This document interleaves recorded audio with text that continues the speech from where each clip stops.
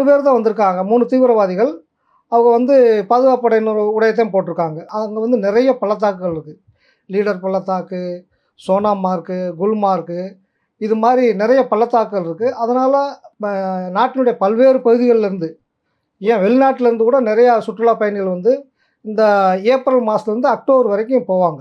போவாங்கன்னா, அங்க வந்து அப்போ வந்து கிளைமேட் நல்லாயிருக்கும். பசுமையான புல்வெளியா இருக்கும். எல்லாரும் போய் அங்க சுத்தி பார்க்குறதுக்காக போவாங்க.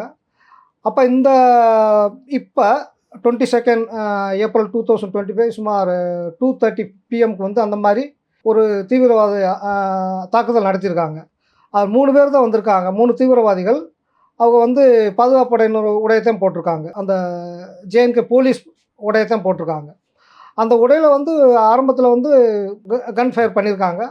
அத சுற்றுலா பயணிகள் அத பார்த்து அது வந்து ஏதோ பட்டாசு வெடிக்கிறாங்க போல அப்படின்றத அசால்ட்டா தேர்ந்துருக்காங்க. மேலும் பல தாக்குதல் குண்டு வெடிப்பு நடக்கும்போது மக்கள் பீதி அடைஞ்சு ஓடியிருக்காங்க. குறிப்பா வந்து ஆண்கள குறி வச்சு தாக்கியிருக்காங்க. ஆண்கள குறி வச்சு ஒண்ணு தாக்கியிருக்காங்க. இன்னொன்னு இந்துக்கள தாக்கணுன்ற ஒரு நோக்கத்திலயும் தாக்கியிருக்காங்க.